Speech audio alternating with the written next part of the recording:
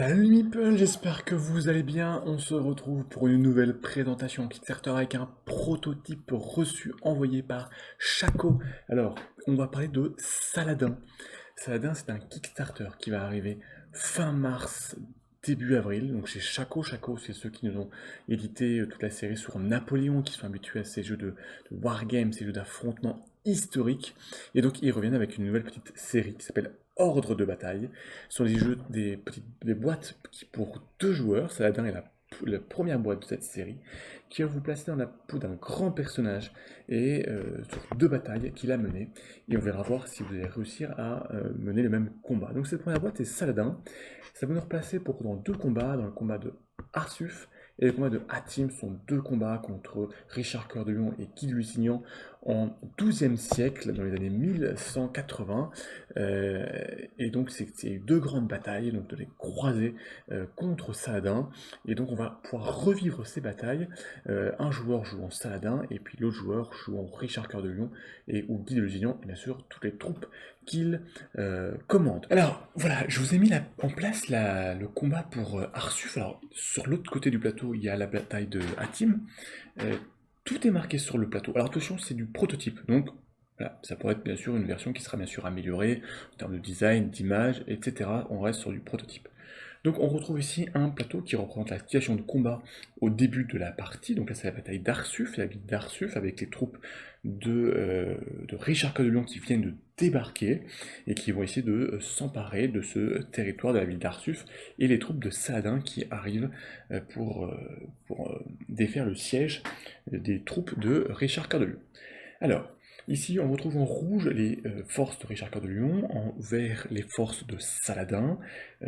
Chaque petite cube en bois, genre rectangle en bois, représente des lances.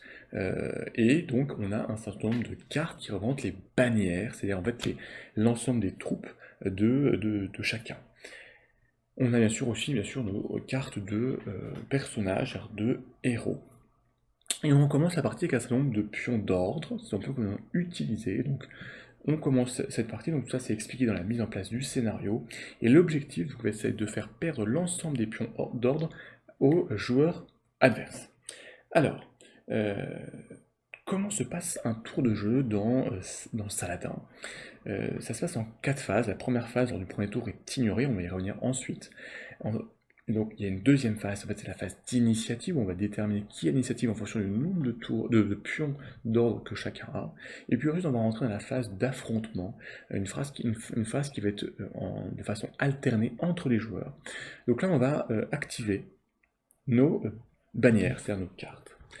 Pour cela on va utiliser des jetons d'ordre. Alors, sur ces bannières, tout simplement, vous allez retrouver bien sûr le nom de la bannière, sur du général, du chef qui commande, du capitaine qui commande la bannière, ici c'est la bannière de sablé, et on retrouve un certain nombre d'actions disponibles avec un certain nombre de coûts qui vont en fait de 0 à 2 pions d'ordre pour les plus chers. Donc là, quand vous allez activer une bannière, tout simplement vous allez défausser le nombre de pions d'ordre de l'action, donc là 2, 1 ou 2, et vous allez réaliser l'action. Les actions sont très variées, ça peut être tout simplement tenir, donc vous ne faites rien de particulier, mais votre bannière ne bouge pas. Ça peut être une charge, ça peut être une fuite si vous êtes contraint, ça peut être une poussée, un rassemblement, ça peut être du tir. Alors, vous n'allez pas pouvoir agir sur n'importe qui. Chaque bannière indique en haut, ici, les bannières contre qui elle peut agir. Ici, la bannière de sablé, qui est ici sur la partie droite du plateau, ne peut agir que contre cette bannière. C'est la bannière de Safadine. Voilà, elle ne peut agir que contre cette bannière. D'autres bannières, comme la bannière ici de Richard Cœur de Lion, elle va pouvoir agir sur la bannière de Anna Afdal, mais aussi sur la bannière je l'ai oublié, de Saladin, qui est derrière. Voilà. Donc chaque fois, c'est indiqué bien sur vos cartes sur qui on peut agir. Et certaines bannières, comme ici, vont avoir des actions qui vont pouvoir venir avancer ici. Hop là. Si vous faites une action de charge, vous allez pouvoir avancer et venir au contact. Donc en fait, en fonction de votre position, vous aurez accès à un certain nombre d'actions ou à d'autres. Alors, maintenant que vous avez déposé votre pion, vous allez agir. Alors, à chaque fois que vous allez souvent agir, le plus souvent, vous allez devoir lancer des dés, c'est-à-dire ça va représenter votre combat. En fonction de l'action, vous allez lancer des dés rouges qui sont des effets sur votre propre bannière, puisque vous allez quand même perdre des combattants lors de la charge, et des verts qui vont représenter les pertes que vous allez infliger à votre adversaire. Prenons par exemple là, ici un exemple. Si vous jouez sablé et vous jouez une charge ici en bas, donc ça va vous coûter 2 jetons d'ordre, donc que vous allez ici déplacer dans une zone de jetons d'ordre utilisés. Et comment ça se lie ensuite? Ça veut dire que vous allez lancer des dés pour montrer ce que ça fait à votre adversaire. Donc ça va lui appliquer 3 dés rouges. Et ce que ça vous fait à vous, le dé vert. Et ensuite, la petite flèche blanche, ça veut dire que vos troupes vont avancer ici et vont être au contact. Donc en fait, ensuite on va lancer les dés. L'ensemble des dés vont être lancés. Et on va regarder ce qui se passe. Alors, si ça arrive sur une face vierge, rien ne se passe. Si vous arrivez sur une face avec un trait barré ou 2 traits barrés, ça va faire perdre des lances à l'adversaire. Si c'est sur les dés qui vous ciblent vous, c'est sur vous qui allez perdre des lances, bien évidemment. Et puis il y a aussi une face avec un rond barré, donc ça va faire perdre un pion d'ordre à votre adversaire ou à vous-même. Lorsque c'est une perte de pion d'ordre, le pion d'ordre est pris, il est défaussé, vous ne pourrez plus le récupérer, puisque je vous rappelle que l'objectif c'est de faire perdre l'ensemble des pions d'ordre à votre adversaire. Donc vous allez jouer de façon alternée en utilisant vos pions d'ordre pour venir activer vos bannières. Alors vous pouvez toujours activer une bannière qui a déjà été précédemment activée, seulement vous aurez moins d'actions disponibles. Par exemple ici sablé, toujours notre exemple, la première fois qu'elle est activée lors du tour, elle peut faire une charge incontrôlée, tenir ou une charge, ou elle peut faire une fuite quand elle est au contact pour reculer, une poussée ou un rassemblement. Lorsqu'elle a été activée, vous voyez, vous ne pouvez faire qu'une charge, une poussée, un rassemblement. Vous allez faire vos actions jusqu'à ne plus avoir de pion d'ordre. Ce qui se passe à ce moment-là, c'est que vous allez pouvoir passer, donc dire j'ai fini mon tour. Mais attention, pour pouvoir passer, il faut que l'ensemble de vos bannières aient été commandées. S'il vous reste des bannières qui n'ont pas été commandées, vous êtes obligé de réaliser l'action qui coûte 0.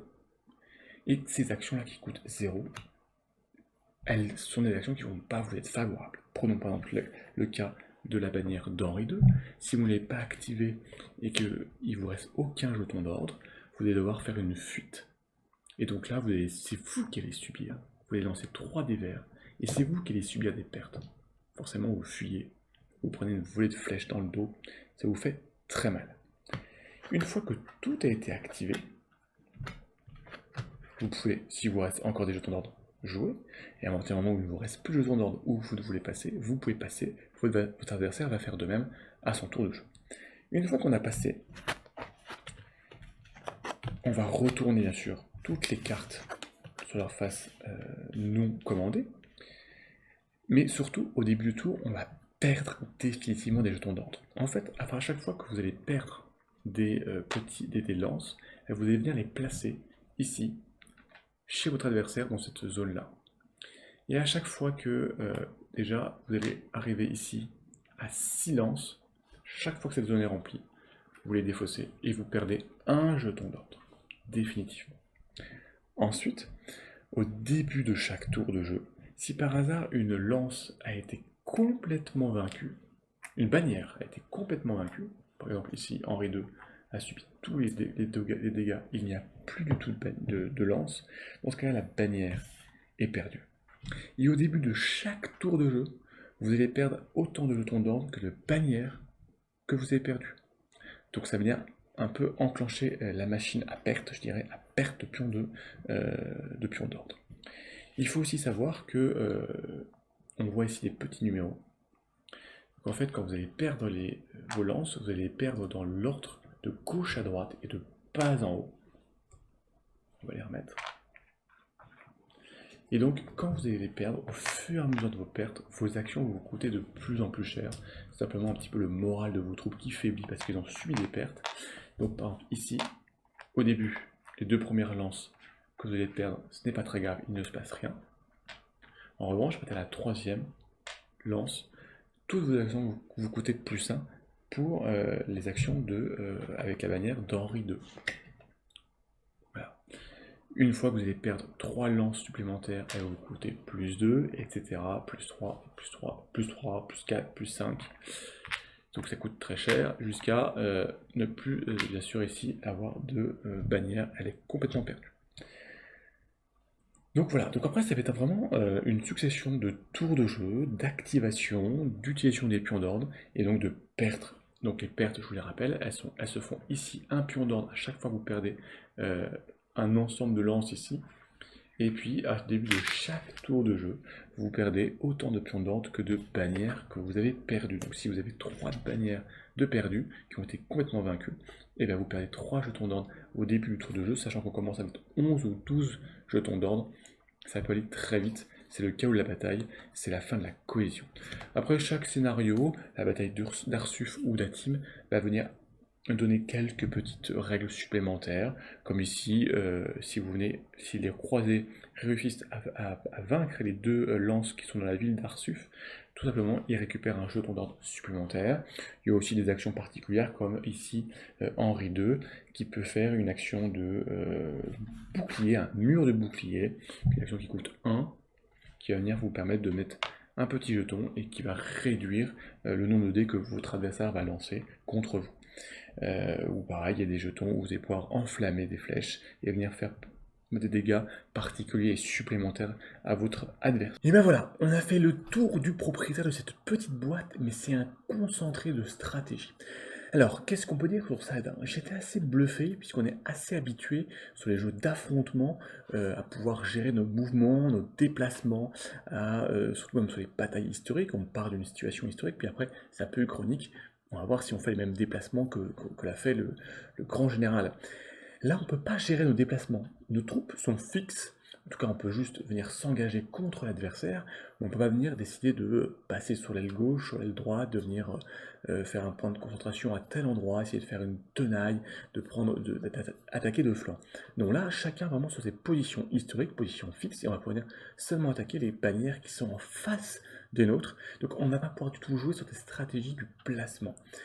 La stratégie qu'il va falloir vraiment développer, c'est de venir faire appuyer bien sûr là où ça fait mal, pour venir réussir à faire défausser ces jetons d'ordre qui sont le cœur du jeu, puisqu'à partir du moment où vous allez avoir moins de jetons d'ordre, forcément vous allez devoir faire des actions qui vont vous être même pénalisantes, des actions à coût zéro, qui vont faire vous perdre des troupes à vous plutôt qu'à l'adversaire, ou en tout cas plus à vous qu'à l'adversaire avec des fuites ou des charges désordonnées. Et donc vraiment c'est cette gestion, savoir où faire mal, à quel moment, quelle bannière utiliser correctement pour venir vraiment faire l'action idoine au bon moment qui vraiment va donner toute la stratégie, le sel à Saladin et qui vraiment vous replace quasiment au plus proche de la réalité, et puis vraiment au chaos de la bataille, puisque au fur et à mesure du jeu, bien sûr, bon, les ordres, de toute façon, vous allez en perdre forcément, et donc vous avez de plus en plus de mal à tenir vos troupes, et à réussir à garder cette cohésion, et à un moment donné, il y a forcément, vous n'aurez plus assez de jetons d'ordre, vous allez forcément subir des actions coût zéro, et donc avoir certaines troupes qui vont partir, et donc voilà.